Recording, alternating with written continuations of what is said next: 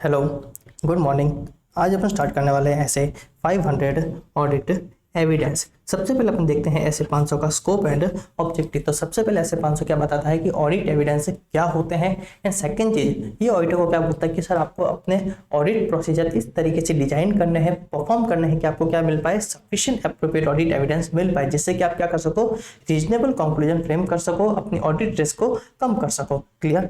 फिर ये बात बताता है कि ऑडिट एविडेंस से क्या होते हैं। क्या बोलता है कि सर ऑडिट एविडेंस से क्या होते हैं, तो ये बोलता है कि इंफॉर्मेशन, राइट, इंफॉर्मेशन जो एजर्शन को सपोर्ट करे, राइट, जो एजर्शन को सपोर्ट करे, जो उसको कॉन्ट्राडिक्ट करे, and absence of information, right, absence of information भी अपने आप में क्या होती है, ऑडिट एविडेंस। क्लियर। फिर स्टैंडर्ड बोलता है कि सर इस रिक्वायरमेंट, इस ऑब्जेक्टिव को पूरा करने के लिए आपको क्या रिक्वायरमेंट पूरी करनी पड़ेगी। तो सबसे पहले बोलता है सफिशिएंट एप्रोप्रिएट ऑडिट एविडेंस। ये स्टैंडर्ड ऑडिटर को क्या बोलता है कि आपको क्या करना है, अपने ऑडिट प्रोसीजर इस तरीके से डिजाइन करने हैं, परफॉर्म करने हैं कि आपको क्या मिल पाए, सफिशिएंट एप्रोप्रिएट ऑडिट एविडेंस मिल पाए। अब ऑडिटर को सफिशिएंट एप्रोप्रिएट ऑडिट एविडेंस मिले या नहीं मिले, ये ऑडिटर का क्या रहेगा, प्रोफेशनल जजमेंट रहेगा। क्लियर। फिर ये स्टैंडर्ड ऑडिटर को क्या बताता है, प्रोसीजर्स बताता है, जिससे कि ऑडिटर क्या कर पाएगा, sufficient appropriate audit evidence collect कर पाएगा। पहला है रिस्क असेसमेंट प्रोसीजर्स एज पर 315। फिर है further audit procedures as per standard 330। Clear.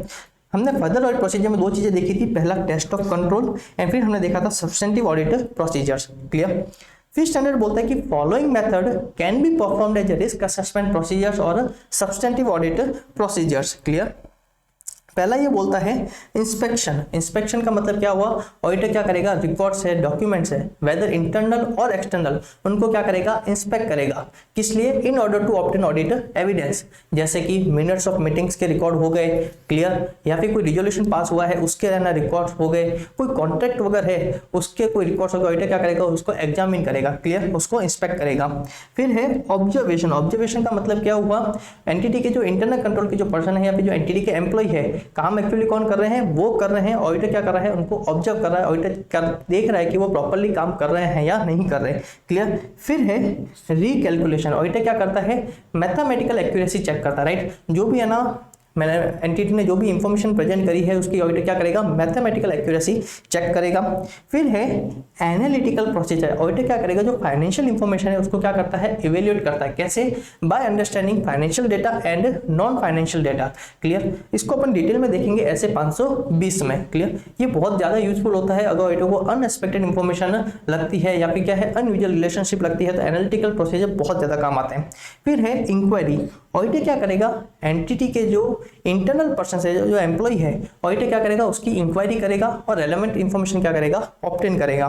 फिर है कंफर्मेशन। क्लियर। क्या है, एक्सटर्नल कंफर्मेशन, मतलब जो थर्ड पार्टी है, मतलब जो एंटिटी का है ना, पर्सन नहीं, एंटिटी के पर्सन नहीं, ऑडिटर क्या करेगा, उनसे डायरेक्ट रिटर्न कंफर्मेशन लेगा। राइट, ध्यान रखना, डायरेक्ट होगा मतलब थ्रू एंटिटी नहीं है, डायरेक्ट टू ऑडिटर का ध्यान रखना, वो रिटर्न फॉर्म में होगा, ओरल फॉर्म में नहीं होगा। इसको क्लियर।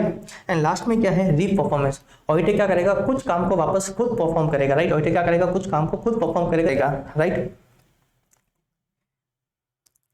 फिर स्टैंडर्ड बोलता है कि आप जो information as audit evidence use करना चाहते हो, आपको पहले उसकी क्वालिटी चेक करनी है। क्या चेक करनी है, उसकी क्वालिटी चेक करनी है। क्लियर। क्वालिटी दो चीज पे डिपेंड करती है, पहला रेलेवेंस एंड दूसरी क्या है, रिलायबिलिटी। रेलेवेंस का मतलब क्या हुआ, लॉजिकल कनेक्शन, मतलब जिस भी एडजस्टमेंट के रिगार्डिंग इंफॉर्मेशन चाहिए, ऑडिटर क्या चेक करेगा, उस इंफॉर्मेशन का लॉजिकल कनेक्शन चेक करेगा। जैसे कि अगर मेरे को किसी की ओनरशिप चेक करनी है, राइट, ऑडिटर क्या देखा, किसी की ओनरशिप चेक करनी है, तो ध्यान रखना परचेज इनवॉइस के जो रिलेटेड ऑडिट एविडेंस है वो ज्यादा काम किया। राइट, वो उसका है ना लॉजिकल कनेक्शन है, ना कि फिजिकल इंस्पेक्शन रिपोर्ट का। और अगर मेरे को किसी की एग्जिस्टेंस या कंडीशन चेक करनी है, राइट, क्या करनी है, मेरे को एग्जिस्टेंस या कंडीशन चेक करनी है, तो ध्यान रखना फिजिकल इंस्पेक्शन जो रिपोर्ट होती है वो काम की है। क्लियर, वो रेलेवेंट है। दूसरा ऑडिटर चेक करेगा रिलायबिलिटी। ओके, मतलब जो इंफॉर्मेशन रेलेवेंट तो है पर क्या वो रिलायबल है, क्या उसके बेसिस पे कंक्लूजन फ्रेम किया जा सकता है। तो ऑडिटर क्या क्या फैक्टर कंसीडर करेगा, पहला तो सोर्स ऑफ इंफॉर्मेशन, दूसरा नेचर ऑफ इंफॉर्मेशन, चौथा सर्कमस्टेंस, वो किन सर्कमस्टेंस में उस इंफॉर्मेशन को बनाई गई थी, एंड लास्ट में उसके ऊपर इंटरनल कंट्रोलर कितने इफेक्टिव है। क्लियर। फिर कुछ एग्जांपल्स दे रखे हैं रिलायबिलिटी के रिगार्डिंग, कुछ फैक्ट्स दे रखे हैं कि अगर आपने जो इंफॉर्मेशन ऑब्टेन करी है वो इंडिपेंडेंट सोर्स है, राइट, वो इंडिपेंडेंट सोर्स है, तो उसकी रिलायबिलिटी क्या होगी, ज्यादा होगी। अगर जो इन्फॉर्मेशन आपने ऑब्टेन कर रहे हो उसके प्रिपरेशन रिगार्डिंग इंटरनल कंट्रोल ज़्यादा इफेक्टिव है, तो अगेन रिलायबिलिटी क्या होगी, ज़्यादा होगी। अगर इन्फॉर्मेशन ऑडिटर ने डायरेक्टली ऑब्टेन करी, right, as for external confirmation, right, अगर ऑडिटर ने डायरेक्टली ऑब्टेन करी है तो क्या होगी, उसकी रिलायबिलिटी ज़्यादा होगी। अगर जो ऑडिट एविडेंस है वो डॉक्यूमेंट्री फॉर्म में, राइट, वो डॉक्यूमेंट के फॉर्म में है रेदर देन ऑरल, तो अगर डॉक्यूमेंट फॉर्म में है तो उसकी रिलायबिलिटी अगेन ज़्यादा होगी। अगर जो ऑडिट एविडेंस है वो सपोर्ट करता है बाय ओरिजिनल डॉक्यूमेंट, क्लियर, अगर वो ओरिजिनल डॉक्यूमेंट से सपोर्टेड है तो क्या होगी, उसकी रिलायबिलिटी ज़्यादा होगी rather as compare to duplicate, clear. फिर एक स्पेशल केस दे रखा है, ध्यान रखना बहुत ही इंपॉर्टेंट है, राइट, ध्यान रखना बहुत ही इंपॉर्टेंट है। Information prepared by management expert, मतलब जिस इंफॉर्मेशन को ऑडिट एविडेंस यूज करना चाहता है वो इंफॉर्मेशन किसने बनाई है, मैनेजमेंट के एक्सपर्ट ने बनाई है, क्लियर। एक्सपर्ट का मतलब क्या हुआ, expert in the field other than accounting and auditing. Standard बोलते हैं कि सर ऑडिट और अकाउंट में आपसे बड़ा एक्सपर्ट कोई नहीं हो सकता है, क्लियर, आपसे बड़ा एक्सपर्ट उसमें कोई नहीं हो सकता है। तो स्टैंडर्ड बोलता है एक्सपर्ट किसको मानता है, expert in the field other than account और ऑडिट, क्लियर। तो स्टैंडर्ड बोलता है कि अगर आप ऐसी इंफॉर्मेशन को ऑडिट एविडेंस यूज करना चाहते हो then auditor shall depending upon the significance of information, right, depending upon the significance of information auditor shall evaluate, auditor क्या करेगा, इवेल्युएट करेगा जो एक्सपर्ट है उसकी कॉम्पिटेंस, उसकी कैपेबिलिटी, उसकी ऑब्जेक्टिविटी, क्लियर। फिर ना उसने जो वर्क परफॉर्म किया है उसकी क्या करेगा, अंडरस्टैंडिंग लेगा, राइट। एंड तीसरा वो चेक करेगा उसका जो वर्क है क्या वो ऑडिट के एडिक्वेट है या नहीं, ऑडिटर क्या चेक करेगा, क्या वो एडिक्वेट है या नहीं for as audit evidence, clear, auditor उसको इवेल्युएट करेगा। अब सबसे पहले कॉम्पिटेंसी क्या होती है, ऑडिटर चेक करेगा जो भी वर्क रिलेटेड है क्या एक्सपर्ट के पास रेलेवेंट कॉम्पिटेंस है या नहीं है, जो एक्सपर्टाइज रिक्वायर्ड है उस काम को करने के लिए क्या उस एक्सपर्ट के पास रेलेवेंट एक्सपर्टाइज है या नहीं, ऑडिटर सबसे पहले वो चेक करेगा।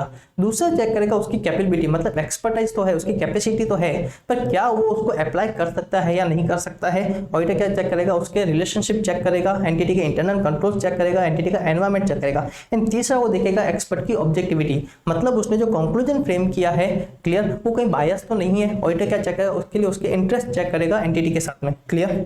अब इसकी रिगार्डिंग ऑडिटर को इन्फॉर्मेशन कहाँ से मिलेगी, उसकी कॉम्पिटेंसी, कैपेबिलिटी, ऑब्जेक्टिविटी के रिगार्डिंग ऑडिटर को इन्फॉर्मेशन कहाँ से मिलेगी। तो कुछ एग्जांपल दे रखे हैं जैसे कि पर्सनल एक्सपीरियंस, क्लियर। फिर बोलता है कि एक्सपर्ट के साथ डिस्कशन से आपको क्या मिलेगी, आपको इन्फॉर्मेशन मिलेगी। आप कोई दूसरे पर्सन है जिसको उसके बारे में नॉलेज है, आप उनके साथ डिस्कस करके भी आप इन्फॉर्मेशन ऑब्टेन कर सकते हो। एक्सपर्ट ने कोई बुक या पब्लिकेशन पब्लिश कर रखी है, राइट, कोई बुक पब्लिश कर रखी है, कोई पब्लिकेशन पब्लिश कर रखा है, तो ऑडिटर क्या कर सकता है, वहां से भी इन्फॉर्मेशन ऑब्टेन कर सकता है। ऑडिटर का जो खुद का एक्सपर्ट होता है, राइट, ऑडिटर का खुद का एक्सपर्ट, ऑडिटर क्या कर सकता है, उसके थ्रू भी इंफॉर्मेशन ऑब्टेन कर सकता है। ऑडिटर को कोई अगर जैसे कि मान लीजिए वो भी क्या है, एक्सपर्ट भी क्या है, सीएस है या फिर कोई मान लीजिए एक्चुअली है, तो ऑडिटर क्या करेगा, जो क्वालिफिकेशन है उससे भी क्या कर सकता है, उसके रिगार्डिंग इंफॉर्मेशन ऑब्टेन कर सकता है, क्लियर। फिर हमने बात करी थी कि जो एक्सपर्ट है क्या उसका वर्क एडिक्वेट है या नहीं ऑडिट के लिए, तो उसके लिए ऑडिटर क्या चेक करेगा, तो उसने जो कंक्लूजन फ्रेम किया, राइट, उसने जो फाइंडिंग्स है या उसने जो कंक्लूजन फ्रेम किया, ऑडिटर चेक करेगा कि क्या वो अदर ऑडिट एविडेंस के साथ में कंसिस्टेंट है या नहीं। ऑडिटर क्या चेक करेगा, क्या वो कंसिस्टेंट है या नहीं, उसने जो कंक्लूजन फ्रेम किया है क्या वो रेलेवेंट है या नहीं है, क्या वो रीजनेबल है या नहीं, क्लियर। ऑडिटर क्या चाहेगा, उसका रेलेवेंट और रीजनेबलनेस। एंड और क्या चेक करेगा, consistency with other audit evidence, clear. फिर ये बोलता है कि अगर एक्सपर्ट ने कोई सिग्निफिकेंट एजम्पशन लिया, राइट, कोई सिग्निफिकेंट एजम्पशन लिए हैं, तो ऑडिटर चेक करेगा जो एजम्पशन है क्या वो रेलेवेंट है, क्या वो रीजनेबल है, क्लियर। और ये बात करता है जो इन्फॉर्मेशन मैनेजमेंट एक्सपर्ट ने बनाई है, राइट, जो मैनेजमेंट एक्सपर्ट ने जो इन्फॉर्मेशन बनाई है, अगर मैनेजमेंट एक्सपर्ट ने उसके लिए कोई सोर्स डेटा यूज किया था, राइट, कोई डेटा के बेसिस पे इन्फॉर्मेशन बनाई थी, तो ऑडिटर क्या चेक करेगा, उस डेटा की, ऑडिटर क्या चेक करेगा, उस डेटा की relevance, accuracy and completeness. Auditor check करेगा वो जो डेटा जिसके ऊपर इंफॉर्मेशन बनी है क्या वो एक्यूरेट था, क्या वो रेलेवेंट था, क्या वो कंप्लीट था, क्लियर। अब ये जो सारे जो ऑडिट प्रोसीजर परफॉर्म कर रहा है, राइट, ऑडिटर जो सारे ऑडिट प्रोसीजर परफॉर्म कर रहा है, ऑडिटर कैसे डिसाइड करेगा इसका नेचर, टाइमिंग, एक्सटेंट, कि ऑडिटर को किस नेचर के ऑडिटर को ऑडिट प्रोसीजर परफॉर्म करने हैं, किस समय परफॉर्म करने हैं और कितने डिटेल परफॉर्म करने हैं, राइट। तो स्टैंडर्ड कुछ फैक्टर्स बताता है, ऑडिटर कुछ फैक्टर कंसिडर करेगा in order to determine nature, timing, extent of audit procedures. पहला तो जिस मैटर के रिलेटेड जो इन्फॉर्मेशन है, जिस मैटर के रिगार्डिंग इन्फॉर्मेशन है उसका नेचर एंड कॉम्प्लेक्सिटी, क्लियर। दूसरा risk of material misstatement, risk high है या रिस्क कम है। फिर चेक करेगा availability of alternate source of audit evidence, auditor के पास उसी पर्टिकुलर मैटर के रिगार्डिंग और क्या क्या ऑडिट एविडेंस अवेलेबल है। जो मैनेजमेंट का एक्सपर्ट है वो क्या एंटिटी का एम्प्लॉय है या फिर कोई थर्ड पार्टी है, और वो कोई कॉन्ट्रैक्ट बेसिस पे काम कर रहा है। ऑडिटर चेक करेगा कि एंटिटी का क्या कंट्रोल है उस एक्सपर्ट के ऊपर। ऑडिटर क्या करेगा, अगर वो कोई प्रोफेशनल स्टैंडर्ड से उसको कंप्लाई करना पड़ता है तो ऑडिटर क्या करेगा, उसकी भी स्टडी करेगा। ऑडिटर का खुद का प्रायर नॉलेज है कितना है एक्सपर्ट के साथ में, और उसका एक्सपीरियंस, राइट, अगर उसको कोई प्रीवियस एक्सपीरियंस है एक्सपर्ट के साथ, ऑडिटर क्या करेगा, ये सारे फैक्टर्स कंसीडर करेगा in order to determine nature, timing, extent of audit process. Okay, अब तो ये स्टैंडर्ड हो गया पूरा, तो बस छोटी सी चीज रही है। थर्ड चीज क्या है, selecting item for testing to obtain audit evidence. Auditor किस तरीके से है ना आइटम को सेलेक्ट करेगा। तो पहली टेक्निक दे रखी है सिलेक्शन 100%। ऑडिटर क्या करेगा, जो भी 100% पॉपुलेशन है, जो 100% डेटा है, ऑडिटर क्या करेगा, सब पे अपना ऑडिट प्रोसीजर परफॉर्म करेगा। सेकंड चीज हो सकती है कोई स्पेसिफिक आइटम, ऑडिटर को लगता है कोई है ना रिलेटेड पार्टी से रिलेटेड ट्रांजेक्शन है, क्लियर, मतलब स्पेसिफिक आइटम पे भी ऑडिटर कर सकता है, अपने ऑडिट प्रोसीजर परफॉर्म कर सकता है। और ऑडिटर ऑडिट सैम्पलिंग भी यूज कर सकता है, मतलब 100% डेटा पे अपना ऑडिट प्रोसीजर परफॉर्म नहीं कर रहा है, क्लियर, ऑडिटर कुछ लिमिटेड आइटम पे क्या कर रहा है, अपना ऑडिट प्रोसीजर परफॉर्म कर रहा है। एंड लास्ट में ये बोलता है ऑडिट एविडेंस, अगर दूसरे ऑडिट एविडेंस से क्या है, इनकंसिस्टेंट है, राइट, क्या है, इनकंसिस्टेंट है, या फिर जो उसकी रिलायबिलिटी है, राइट, उसकी रिलायबिलिटी पे ऑडिटर को क्या है, डाउट है। ऑडिटर को लगता है कि यार जो इन्फॉर्मेशन जिसको मैं जो ऑडिट एविडेंस यूज कर रहा हूँ वो रिलायबल नहीं है, ऑडिटर को क्या है, उसकी रिलायबिलिटी पे डाउट है। तो ऑडिटर क्या करेगा, पहले तो डाउट या इनकंसिस्टेंसी को क्या करेगा, रिजॉल्व करेगा, क्लियर। ऑडिटर चेक करेगा कि क्या वो रिलायबल है या नहीं है, अगर इनकंसिस्टेंसी है तो क्यों है, क्लियर। ऑडिटर चेक करेगा कि मेरे ऑडिट प्रोसीजर पे इसका क्या इफेक्ट है। ऑडिटर चेक करेगा मेरे अदर एस्पेक्ट्स ऑफ ऑडिट पे इसका क्या इफेक्ट पड़ेगा। ऑडिटर चेक करेगा मेरे ओपिनियन पे इसका क्या इफेक्ट है, क्लियर। चलिए ऐसे 500 होता है पूरा। Thank you.